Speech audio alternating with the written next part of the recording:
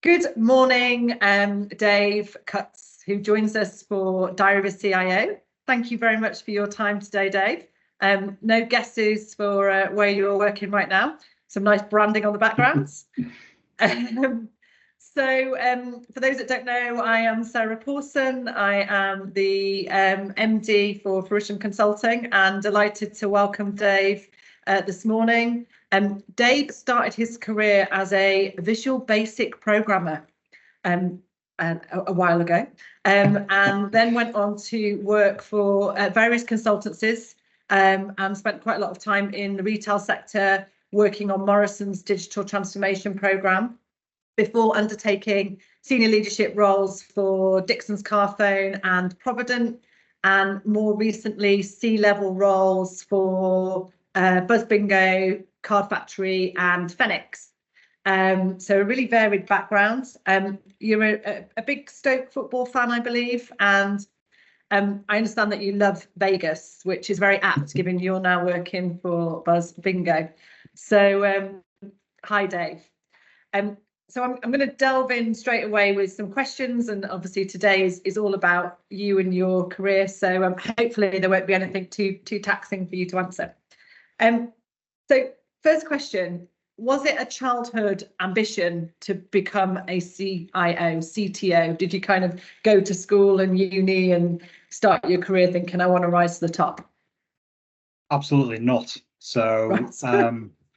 getting back many years now. So, it was always, I guess, generational. You'd leave school, go straight into work. So that was definitely my intention, until the scariest deputy head sort of pulled me at one parents' evening and said, you will go to college. Okay. So at that point, I studied maths, physics and computing with aspirations of becoming a maths teacher. Oh, wow. Yeah. Didn't quite pan out that way. So I found maths relatively straightforward, whereas physics and computing less so. And I guess in hindsight, I put all my effort into physics and computing and then failed my maths A-level. Oh, So really? that kind of scuppered teacher training college. Yeah. So I kind of fell into computing, saw an advert in the local press saying, do you want to do a degree in computing science? Phone this number. So that's what I did. And the rest is history. And when did you know that you were on that trajectory to become a sort of CTO, CIO?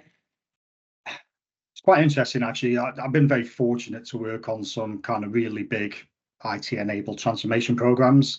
Yeah. And I think part of that is being able to kind of see how people operate in that role, different people as well. So see what I think works, what works really well, maybe see what doesn't work so well, in my opinion.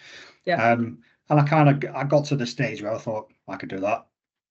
And, you think, yeah, I could do that. Realistically, you see maybe 20% of what the role's about, sort of from the outside. So when I finally got the opportunity to do it, I kind of jumped at the chance. It was something I really wanted to do. And then I realized there was 80% under the sea that I'd never seen before, and you've got to learn quickly. Yeah. Excellent. Excellent.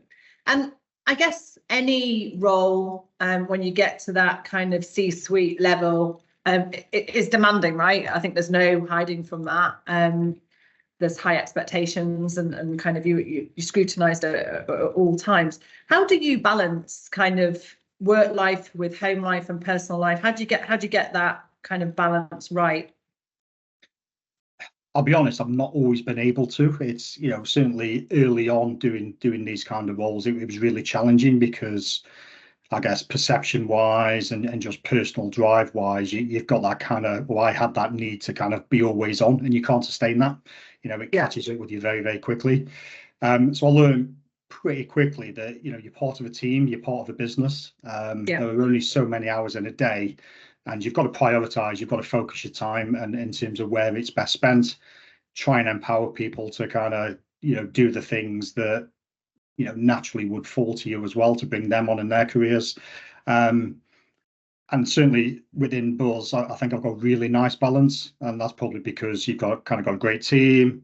Kind of my peers are fantastic as well. So yeah, they're still, reasonably long days, but when I switch off, you generally kind of switch off and get some time back. And I think it's got to be like that, otherwise you'll never persist for any length of time. Yeah. How did something happen for you to kind of learn that kind of, because it's difficult, isn't it? And I can imagine if you're new to that role, you've got to prove yourself, right? So unfortunately, sometimes to prove yourself, you've got to put the extra work and effort in and be always on. Was there a kind of crossroads for you, or? Yeah, I think it was just a case of you knew yourself, you were getting tired, you couldn't sustain that level of activity. Yeah.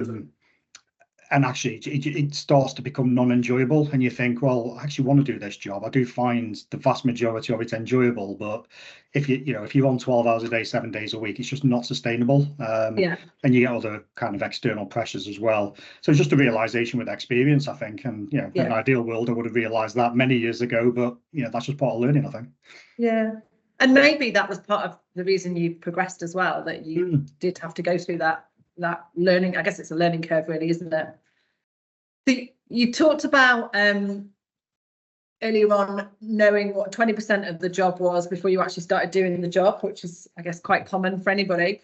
What are the best bits and what are the worst bits about being a CIO? And be really honest. I guess probably the best bits and the worst bits can be, you're leading a team, quite often sizable team with some absolutely fundamental outcomes that you need to maintain or deliver. That can be the best job in the world. When things are going well, that's absolutely fantastic. You grow yourself, but you also see the team grow, and you deliver things for a business, and you really see the impacts of those in terms of the innovation and the value it adds. When things aren't going so well, you can have people challenges in the team. You can have new technology that doesn't quite go the way you expect it to go, and you get problems. Yeah.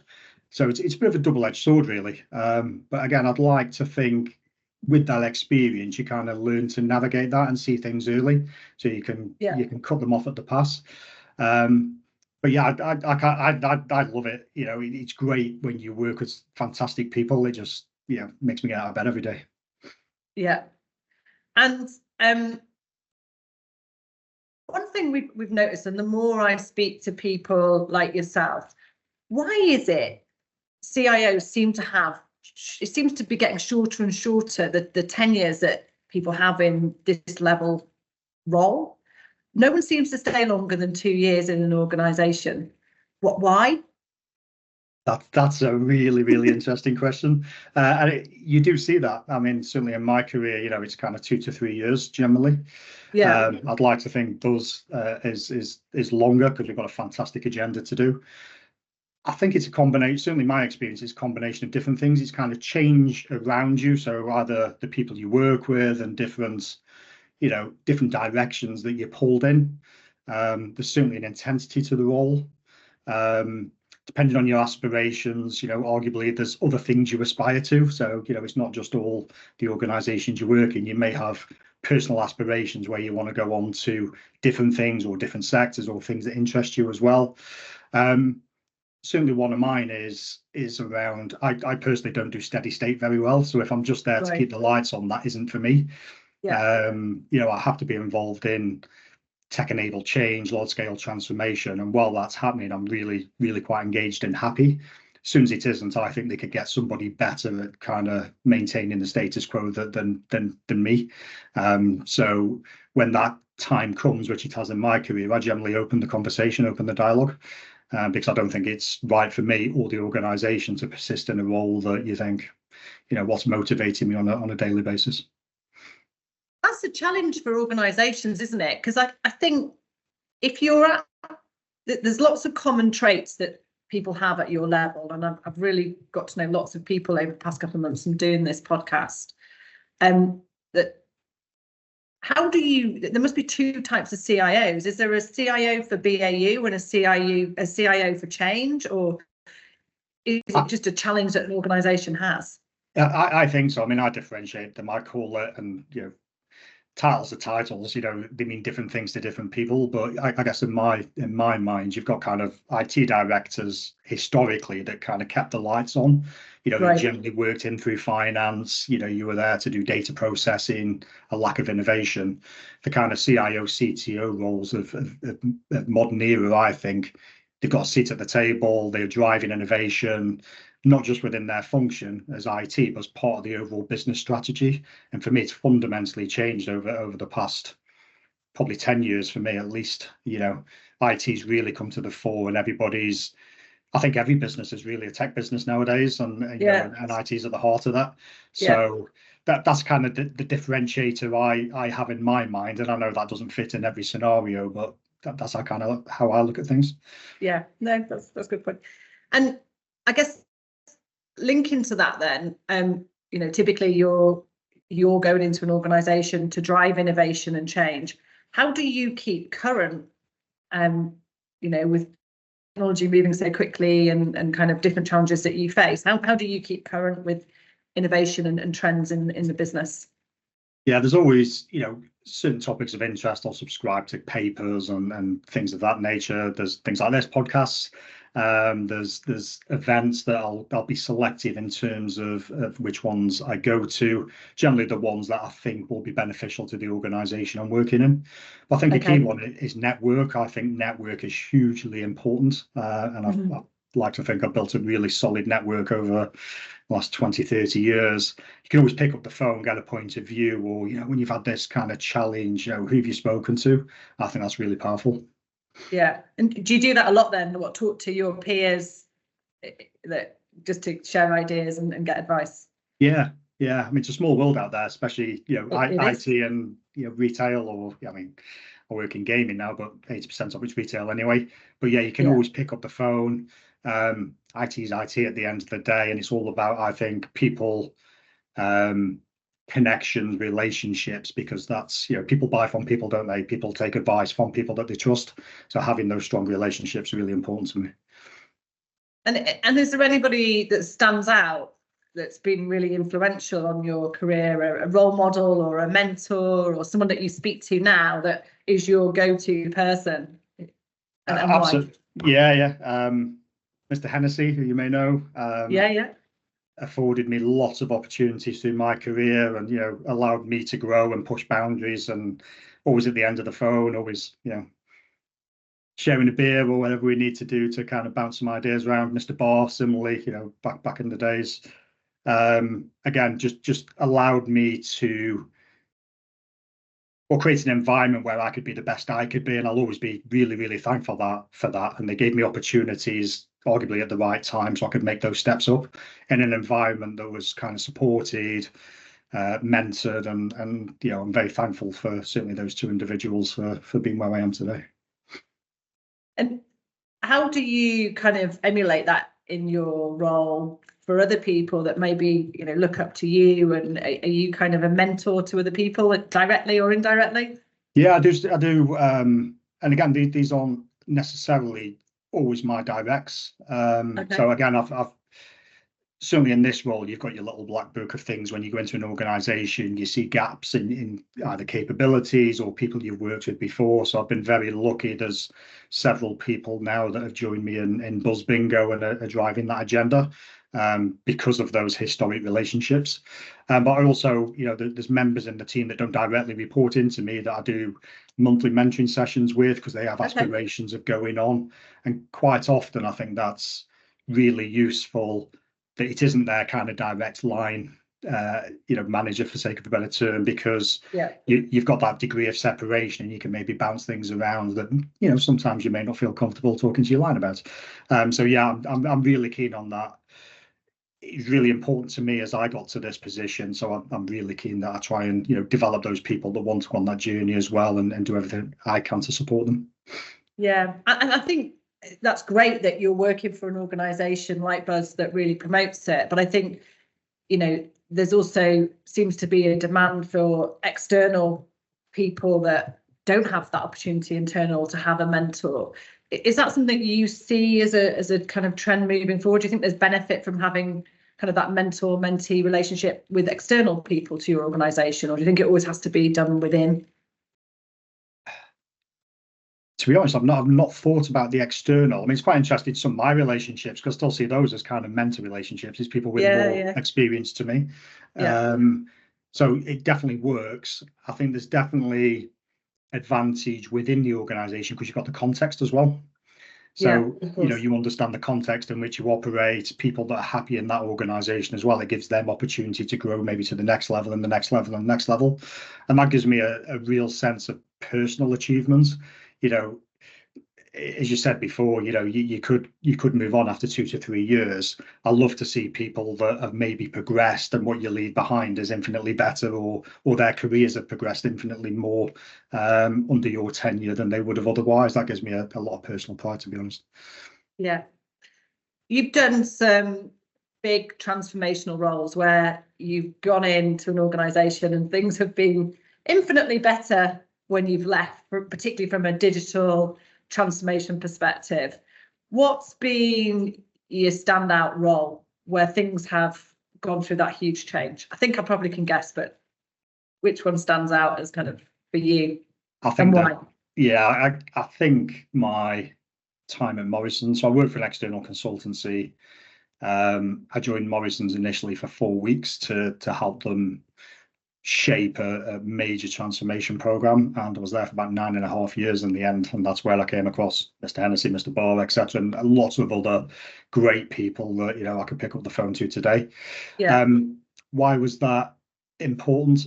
It was huge. It was really challenging every day, really exciting though, in terms of everything we were doing. You know, everything was tech enabled. Across the board, as a massive vertically integrated business, you got to work in so many different areas, work with so many different people from, you know, we're working with suppliers in Portugal, in India, you know, all over the globe really, and to have the opportunity to, you know, work with different cultures on different technology problems in that kind of environment. I personally learned so much, and if I hadn't have been there for that period of time, and also had the opportunity to observe and learn and see things at that kind of scale and complexity, then, you know, probably wouldn't be doing what I do today. I'd probably be a couple of layers below.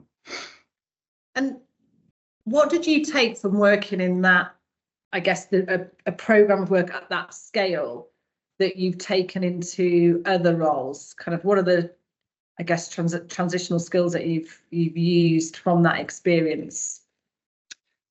I think there's always, especially on things of that scale, and when you go into businesses, you know, generally, again, I don't like going into places just to keep the lights on. So generally, the businesses I go into, you're on quite a sizable journey, Yeah. and quite often you don't know what the answer is, and I'm okay with that. I'm okay working with ambiguity.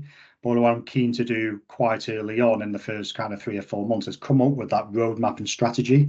How do we get from where we are to where we need to be? So, you know, how do you eat the elephant a bite at a time? I guess, and certainly in my experience, that's not for everybody. Once you've got the picture, everybody gets on board with it and share the vision, and you can go on the journey together. But starting almost with that blank sheet of paper and coming up with the journey to eat the elephants, I really enjoy that part initially. And then clearly it's all about how we drive the change to realise those outcomes. And thinking about some of your roles, so if we take Fenwick, for example, Fenwick had, I mean, this was only what, 8 years ago. They didn't have any omni-channel at all. They weren't selling anything online, were they, at the time? And obviously you took them through that transformation, through that entire digital transformation. I remember we supported you on that. They were still paying expenses by check. Yeah. And you know, they had that old-fashioned printer where you had to have a guillotine to cut the paper. And when you think about it, was you know, not that long ago really, and you completely transformed that business. Is that an easier job when there's almost, you're starting from scratch than fixing something that's maybe not fit for purpose? That's a fantastic question, because I was in this debate not long ago, to be fair, and I think it is in a way. So, you know, that was a fantastic business, bricks and mortar retailer with aspirations of moving to omni, and that was a brilliant journey. But you didn't have the scale of legacy debt. There was some, there always is, but every organisation's got it. If I look at other organisations, without being too specific, you know, you've got a plate of spaghetti. How do you, in my mind, how do you change direction of the oil tanker, which takes time to address that? You know, you can't spend 3 years doing that because you're not adding value to the business. Yeah, the business don't care that I'm on the, supported version of the operating system and X, Y, and Z is the latest version and kind of works. They're not interested. They're interested in the innovation, what's going to drive our, top line, bottom line, and take us on our growth journey. So it's really a blend. So for me, it is definitely more challenging taking the plate of spaghetti and balancing changing direction with innovation, because there's only finite amount of change you can deliver from a cash perspective, from an ability to absorb change perspective. And you also have that then challenge with the stakeholders, because everybody wants more innovation and more opportunities to grow, but you've still got to get your foundations right at the same time. And does that give you less of a sense of achievement then, because you can't impact change, as the change isn't ever going to be as significant as it is, for example, with Fennec? It doesn't for me. It's back to that, there's a problem today. If you look at a plate of spaghetti, some people will say, how do I unpick that to get to where we need to be? I take that as a real challenge. I enjoy things like that. I love the challenge of it. How do you decompose that and get everybody behind the vision, so that actually, every month that you're not having the debate around what the priorities and so on, it's clear. Yeah. In order to do that, we need to do these three things first. Now, the first two things might not be the sexy growth things that you want to do, but you can see the journey you're on. 99.9% of people are infinitely sensible if you can articulate that story. And I kind of love that challenge, to be able to decompose it, break it down, get everybody behind it, and then execute. It's always more fun when clearly you can tinker with the innovation stuff, but foundational stuff can be fun as well. Yeah. So obviously in your role, there's lots of hot topics. Every year it changes, right? Everyone's talking about AI right now and how they implement AI into their business. What is the hot topic that everyone is kind of talking about, that's buzzing around, that you think will end up becoming nonsense or unimportant? In your personal opinion? In my personal opinion, that's a really tough one. I threw that in earlier as a last minute question. I mean, AI is the hot topic, isn't it? We've kind of moved on from kind of cloud and software and infrastructure and all these platforms as a service. Kind of that's, yesterday's news. I mean, AI is definitely the new news. I guess the thing for me is there's definitely some fantastic use cases for AI. I mean, you see them all the time, regardless of industry sector. In and amongst that, there's definitely things that you just think, really, or why, and you just question. So I don't think I've got anything specific where I can say, I can't really see that. It would be interesting to see over the coming months and years how that develops. You can see it now. It just takes some of the onerous activity out of the mix. Take this content, create me a PowerPoint, or free language test, do me some analytics and give me the answer to this based on a data set. That's really quite powerful. But some of the things that maybe not in the retail space that you see, is it an invention for the sake of an invention, or is it really a use case?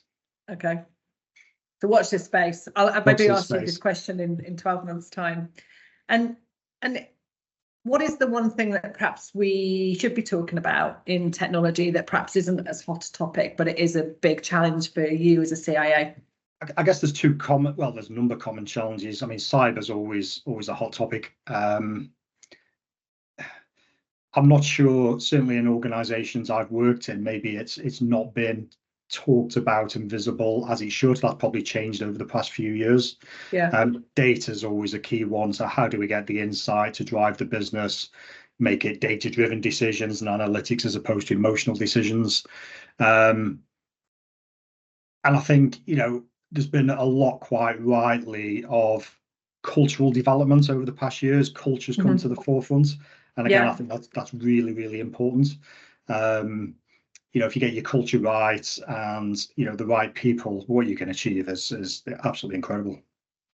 And what's been the biggest impact on culture for you over the past 5 years? I think for me personally, it's kind of the learning journey I've been on as well. You look at diversity and inclusion and understanding different people, different cultures, different perspectives. That's been quite an eye-opener for me, because it suddenly came to the fore, and being engaged in that. We've got active programs at work at Buzz Bingo, where we understand what those are, we celebrate the differences, we make sure that we embracing them. The power of having those diverse views is incredible.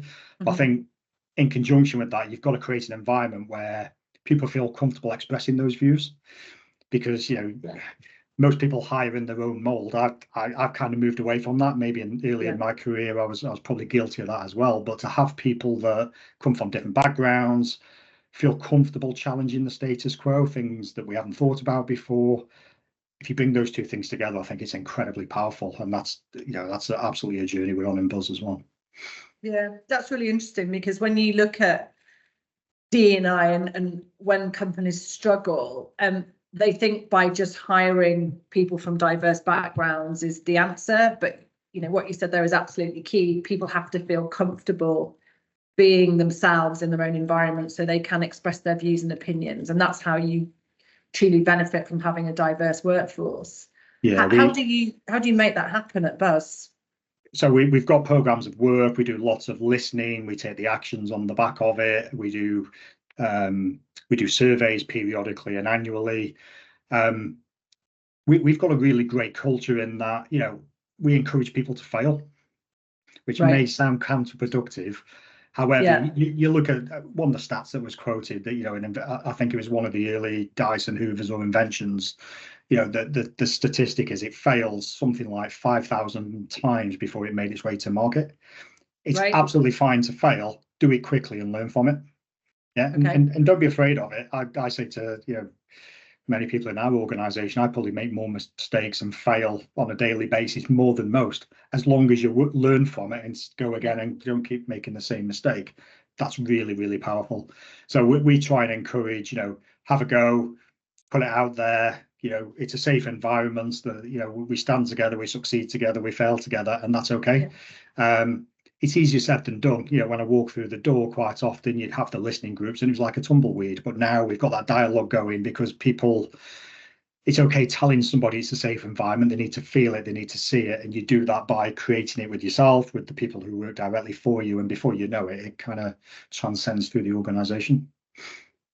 And thinking back then on your career, what's been your biggest clanger? What's been your standout moment where things went wrong, your failure that you then learned from? Because I guess that makes you more relatable, doesn't it, to share that? Yeah. If you can share it.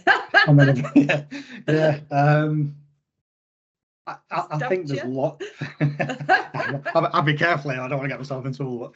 But I think there's lots of little things for me. It's not like one massive clanger. You make some decisions sometimes where you go, actually, I should, I had to pick that product, and we went through some due diligence, and actually in retrospect, we kind of didn't do it right, and therefore we ended up with the wrong product, or we decided to go off in a particular direction strategically, and then you kind of have to backtrack on it.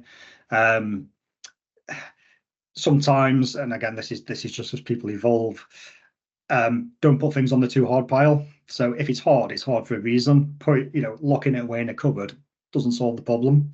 So I've kind of learned over the years to say, if it's difficult, face into it early, because actually the easier things can wait. It's the difficult things that they're difficult for a reason. So without getting myself into trouble, it's probably a combination of things. Question over a beer maybe, and I'll get the true answer. You talked about cyber and data. Obviously, we all know about the the risks of cyber attacks for organisations. What keeps you up at night? What's your biggest concern, worry right now?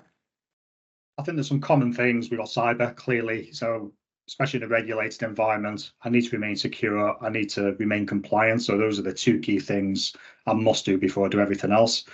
So that's got to be front of mind. Let's not get complacent. Let's keep it alive, keep it visible, keep it active. Everything else generally ebbs and flows on a weekly basis, and it's back to that. What's difficult this week? What are the challenges? So quite often, you know, we'll have a particular challenge and we don't know how we get from where we are to where we need to be. So that generally keeps me awake, mulls on my mind until you figure the journey out. And that isn't just me, that's the team as well. And that changes on a week by week basis. If I'm honest, it depends what the topic of the week is. Yeah. Does it keep you up at night, these things, or are you able to park things? It does sometimes, yeah. I mean, I do try and make a conscious effort and switch off, because again, you know, back to the opening conversation, you can't be on all the time. You just will not be as productive as you need to be. So I do try to switch off. But yeah, there are times when I wake up at 3 a.m. Like this morning, I think, oh, I've got to speak to Sarah at 10 o'clock. But yeah, it's few and far between, but quite often you wake up and you'll have that light bulb moment. You go, right, yeah, I'll remember that tomorrow, and off we go again. Yeah. So hopefully we've got some aspiring CIOs watching today. What advice would you give to our audience who might be looking to achieve that role? What tips would you give them? Go for it. Be bold and go for it, because it's fantastic. Every day is a school day. So whichever situation you're in, whatever environment you're in, use it as a learning opportunity. That's both for yourself, but observe would be my view, because you see different styles, different ways of doing things, different approaches. And I think it allows you to be you. So, you know, don't try and mimic somebody else because they're there. Take what's good about them and the way they do things maybe, but blend it with what's good about you as well. Yeah. And yeah, build your relationships, because these kind of roles, you get some, you'll know in this kind of industry, Sarah, that, you know, they are not always public advertised. It's either through networks, through relationships that you start that dialogue. So, you know, make the effort to build and maintain those relationships, because it will pay dividends in the coming years. Great advice. Great advice. So coming on to our last question. So we ask every guest to leave a question. And this came from Jock Carruthers, who I met earlier this week. Jock is currently CTO at Uni Pizzas, and he's about to join Marks and Spencer's as one of their CTOs. So similar background to you, actually, Dave, kind of retail heavy. He asked, when hiring for roles at your leadership table, what is more important, cultural fit or expertise in the role, and why? Cultural fit all day long. For me, you can't teach attitude and desire. You can teach everything else. Good answer. Clear and concise. Thank you, Dave. It's been an absolute pleasure hearing from you. And that's the end of Diary of a CIO for today. Thank you.